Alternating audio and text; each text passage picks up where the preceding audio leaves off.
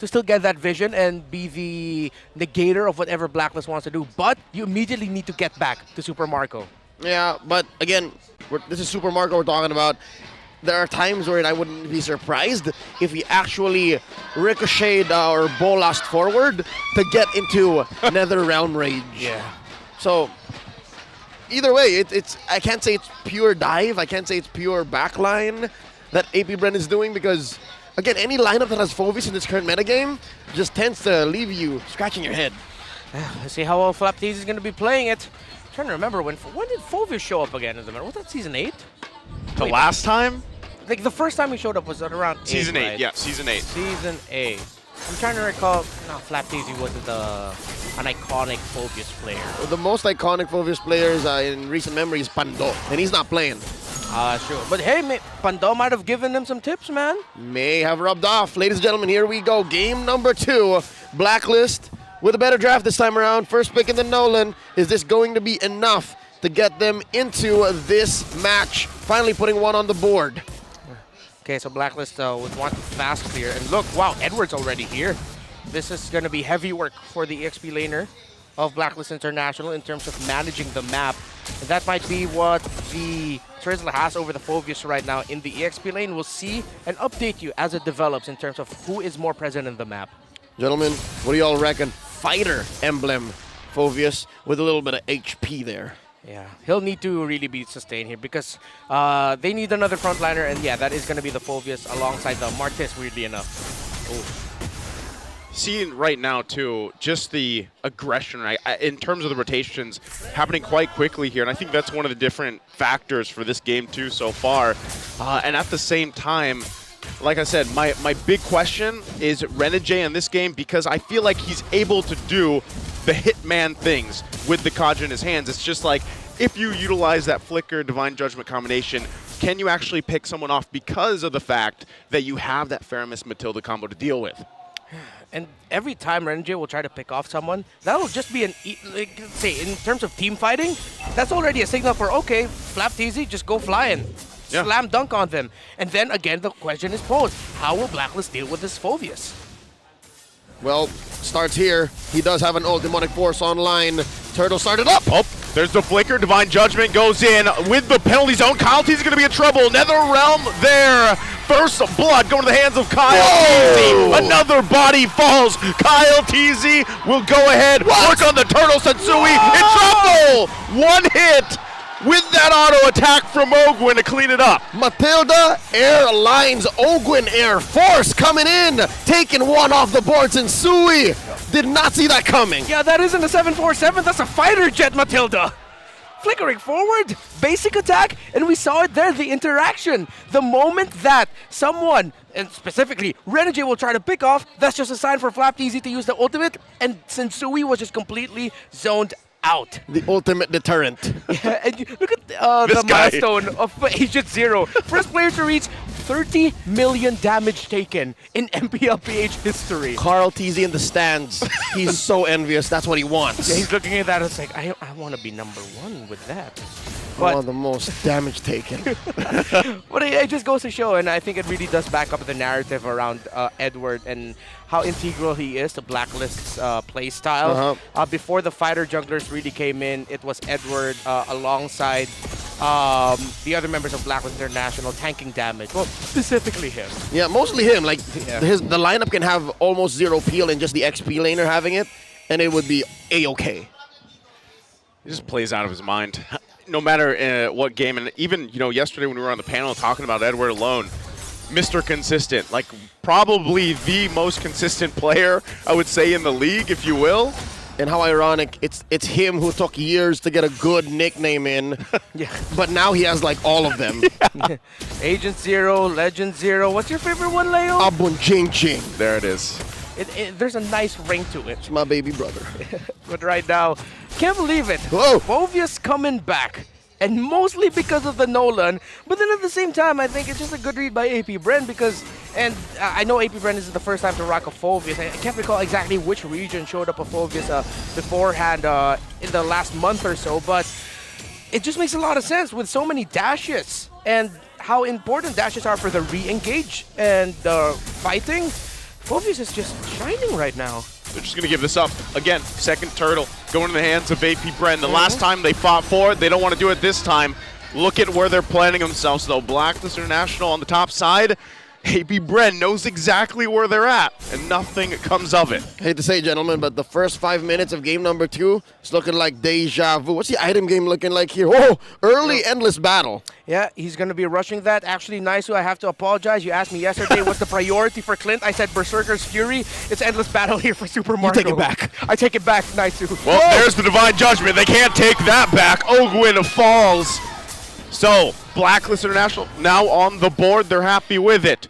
And just as a reminder, it was earlier today, man. It wasn't yesterday. Yeah. Oh, that was yesterday. It's been a ridiculous weekend. It's been a long weekend. Yeah. All right, so we see Blacklist now clapping back, and that's, I guess, their prime form, right? Again, if you have a Kaja, should be telegraphed, seen a mile away. They want to pick off. Yeah, and they have the tools to make the most out of it. I think they'll be able to get this tower. They know this. Edward, penalty zone on the defensive. Won't help him, though, as he falls. Kyle Teasy now making it work. They get the Nether Realm out. Few here and the rest of the party to help him out, but nothing more. But Kyle Teasy, eyes on this side of the jungle. Won't be able to find anything except this minion. Yeah, let's see, APV. Yep, they're just going to be pressuring the jungle. Are they going to stay here long, though? Try and invade and steal away, but no, they're going to pressure Oheb. Oh, they're still going to be pressuring here. Oheb flickers out, gets out in time. Renegade gets the grab with the Divine Judgment. Ogwin tried his best with what he had. Not going to happen, though, as he falls under the turret. Oh. That's a moment there wherein the revamped Matilda may have been better off just being the old version. Yeah. It caught the Brody, it caught Oheb, and it went right underneath the turret. Hey, at least Apbr caught something down bottom. That's a tier 1 pushed.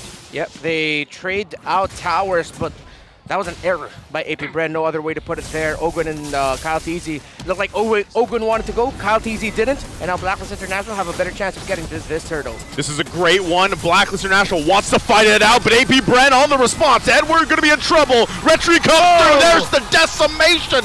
Renegade now on the run. Turtle's going to reset. Phobius just dunking after dunk. Gets the kill as they fall behind, and now it's Apbr's turtle to take. They put the hit on the hitman, and with those 2 pickoffs, ain't no way Apbr's missing out, even with that retribution spent early on.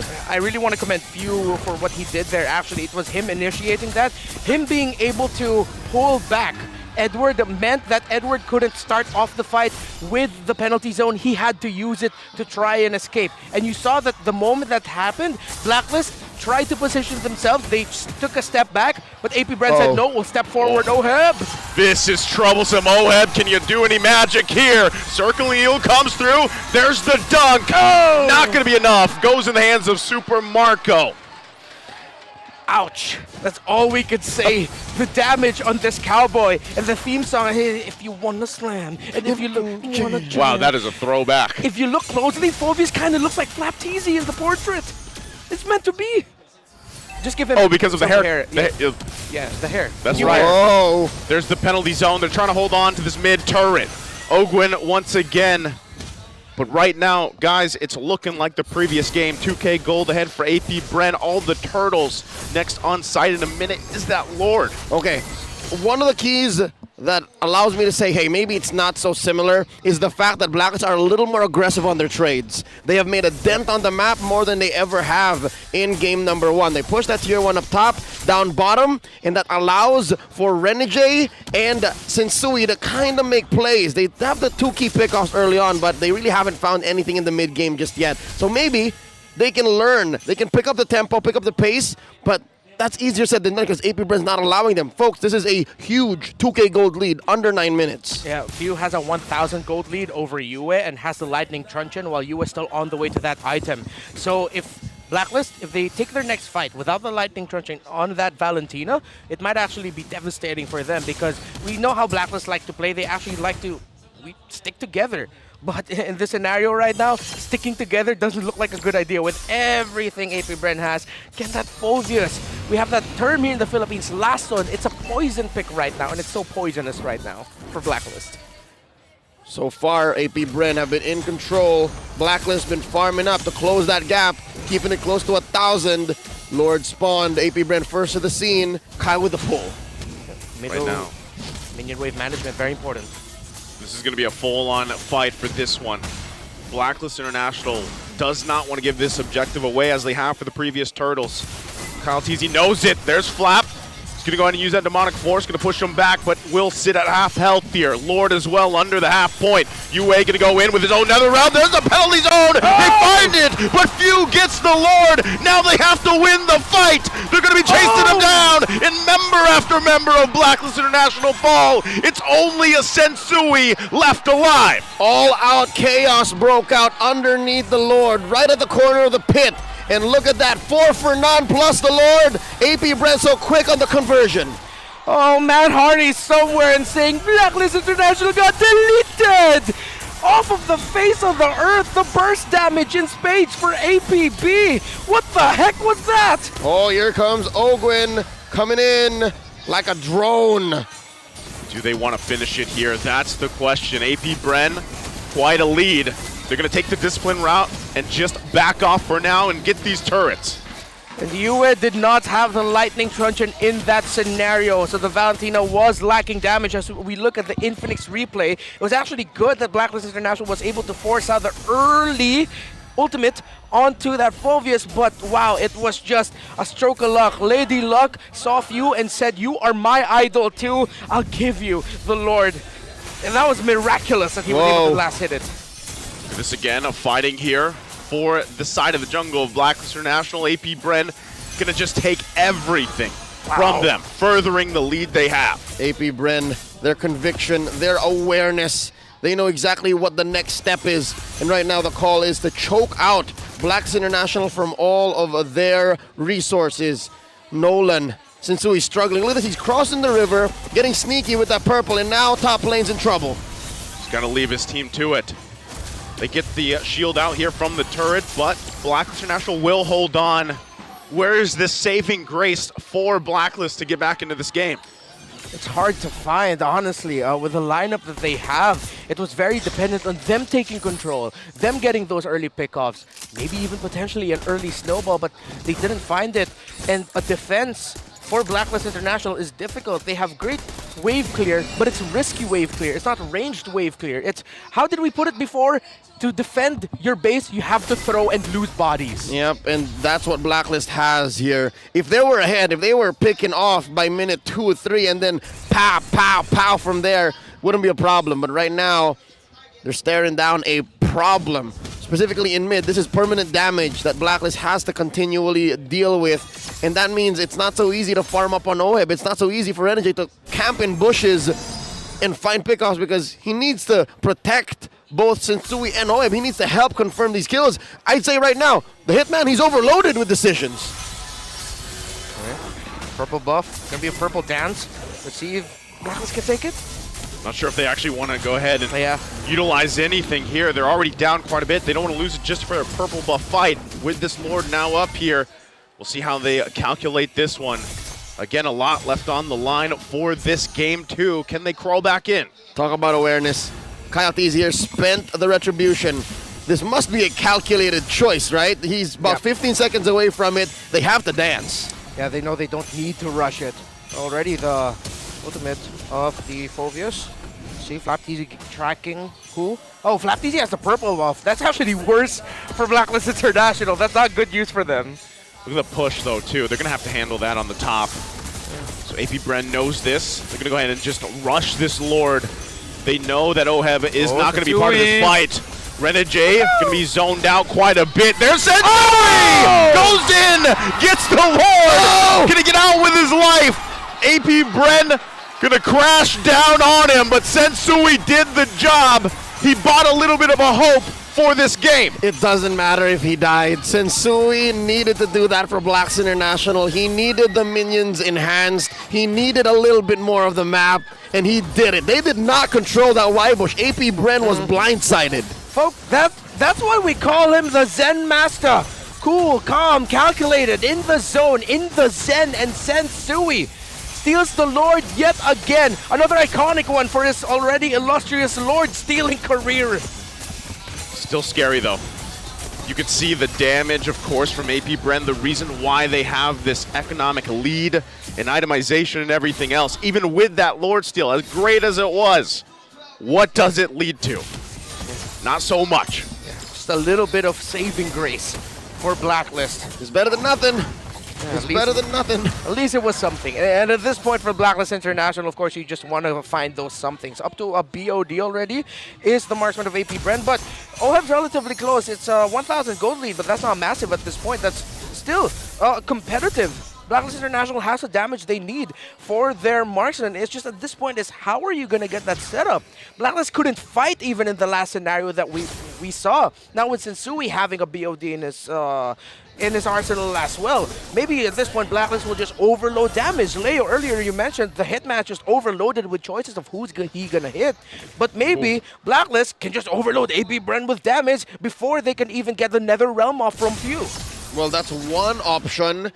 But you have to consider, look at the damage dealt. Flapteasy on top of the charts. He is the ultimate deterrent.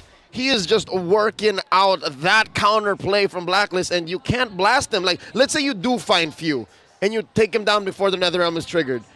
You're allowing Flapteasy then to go roughshot, jump up into the air like this! He's going to go for it again. Demonic Force going to be popped. Few goes in as well. Sensui going to be forced back.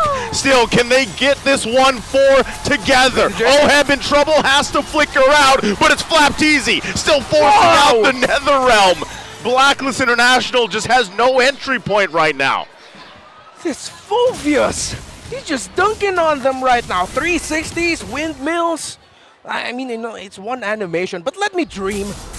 I'll allow it. Physics are not but a problem for one Flapteasy right now. 2-0 and 9, and they'll take away the purple. Wild Golf would come in. They know they're down. The resources. OHEB will go down. Sensui quite low. Sees all his team are falling here, and now it's Apbr focusing on the crystal.